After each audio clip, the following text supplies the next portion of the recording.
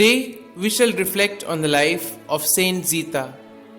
Born of poor but devout Christian parents in 1218 at Monsagrati near Lucca in Italy, St Zita as a child was pleasing to God.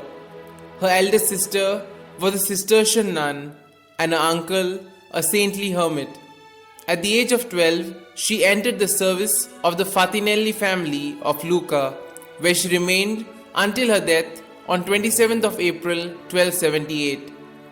Zita performed her duties faithfully. In addition, she rose up at night for prayer, attended Mass daily at the church of St Frediano, fasted often, and distributed her portions of food. She even went so far as to sleep on the bare ground, having given up her bed to a beggar.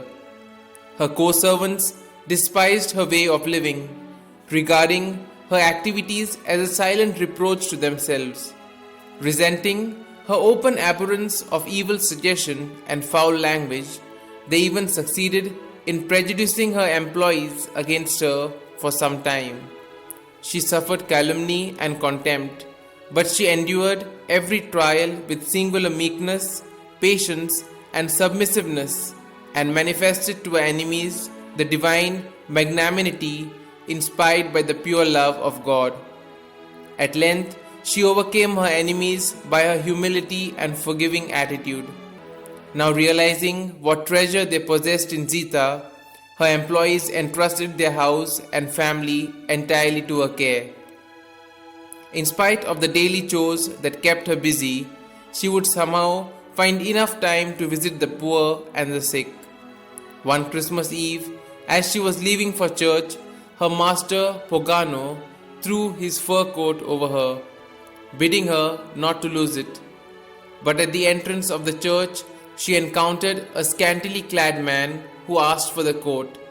She readily gave it to him, telling him that he might retain it till she came out of the church. When the service was over, the man was not to be seen anywhere. Crestfallen, Zita returned home to the reproaches of her master, who, but naturally, was extremely annoyed at the loss of his coat.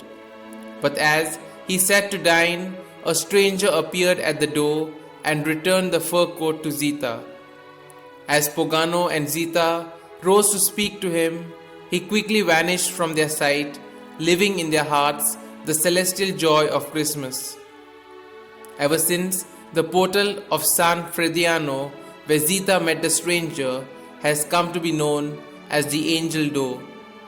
Two other miracles that stand out prominently in Zita's life are bread being baked by angels at Fatinelli while Zita was busy nursing the sick, and the replenishment of beans she had given away to the poor. The body of this saint, who spent her last day doing ordinary things extraordinarily, and who was praised by all in and out of church, was laid to rest in the church of St Frediano at Lucca.